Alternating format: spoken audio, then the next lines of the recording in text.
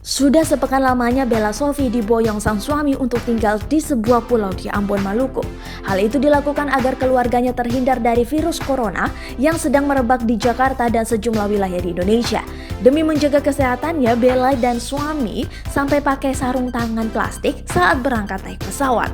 Ia mengaku harus lebay atau berlebihan demi terhindar dari virus. Kelebayannya tersebut diunggahnya di akun Instagram miliknya. Ia nampak mengunjungi sebuah pulau. Setibanya di salah satu pulau di Ambon, Bella Sofie membagikan potretnya selama di sana.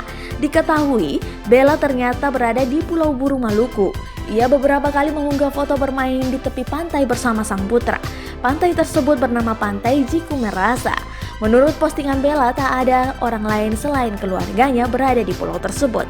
Meski tak menyebutkan sebagai pulau pribadi, namun Bella merasa pulau tersebut memang serasa milik pribadi.